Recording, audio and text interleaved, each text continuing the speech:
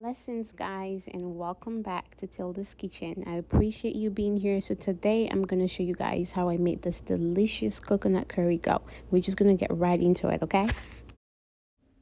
Okay, guys, so this is my goat meat. I've already cleaned it with some white vinegar, some salt, and some lime juice, just to get that odd goat smell completely out and to make sure the goat meat is really clean. So this is how I cleaned it, okay? And then now we're also gonna add our seasonings onto it. So I'm gonna add a little bit of garlic, um, and then some ginger.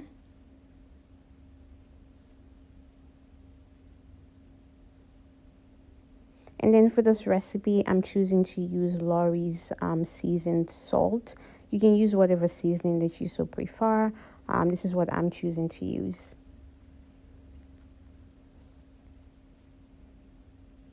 And then I'm also gonna add a few fresh thyme, then some bay leaves as well.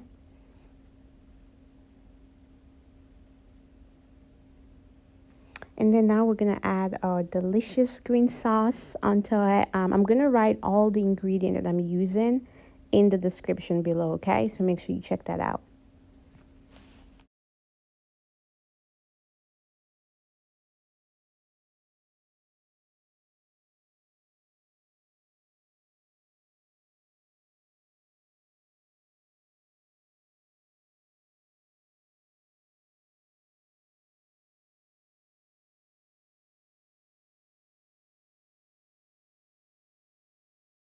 Guys, I almost forgot to add in my turmeric powder. So I'm gonna add a little bit of turmeric powder, and I'm also gonna add a little bit of curry powder as well too. Then I'm gonna mix it over again. And then I'm gonna let it marinate overnight. If you don't have time for that, you can just let it rest for about 30 minutes, an hour, 2 hours. But for me, I'm gonna just let all that seasoning seal in really well overnight, okay?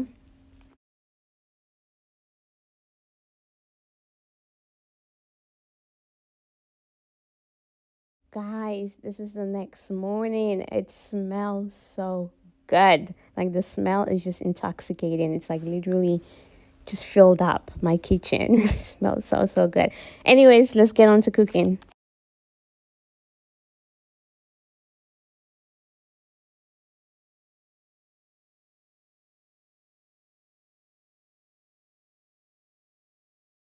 And I'm gonna add in my onions. By the way, my stovetop is on low heat, okay? So it's not on a high heat. And then I'm also gonna add in a little bit of garlic as well, and just toast that in for a couple seconds with the onions.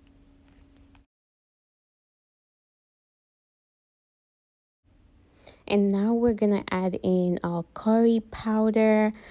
So the curry powder with the garlic and the onions, toast in together. It just brings a depth of flavor to your curry dish.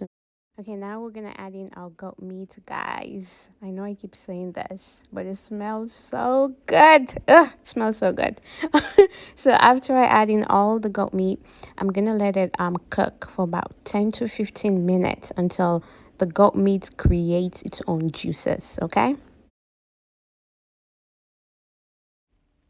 Okay, so it's been about 10 minutes actually. As you can see, there's a lot of water. That's all the goat meat. I did not add any water in there. It's all the goat meat. So at this point, I'm gonna add in a cup of warm water. I'm actually gonna pour it into the bowl that I had the green sauce in. Make sure I get all that extra green sauce in there because we don't want any flavors left out. We want all of it into our curry goat. So I'm gonna pour all of that in there and then just let it cook for about 40 minutes to an hour until your meat is tender, okay? Because you don't want a chewy goat meat for curry. You want to make sure it's completely cooked.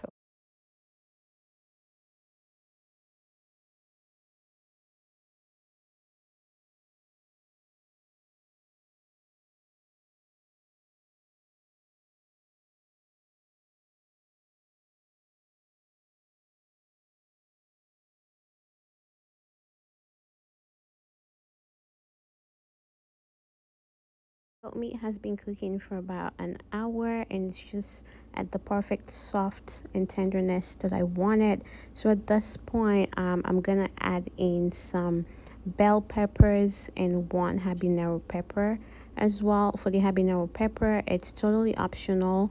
I love spice, so I put a lot of spice in my meals. So if you don't want it to be too spicy, you can just up that out, okay?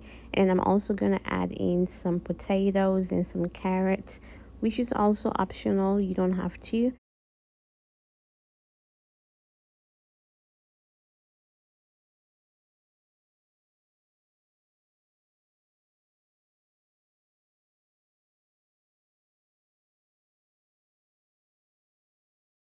I'm gonna add in about half a cup of coconut milk and mix that in really well. And then afterwards, I'm gonna let it cook for about 10 to 15 minutes. And when we come back, we will be looking at the finished coconut curry goat. So, guys, doesn't it look beautiful? It looks so, so pretty. Anyways, when we come back, we'll see the finished look.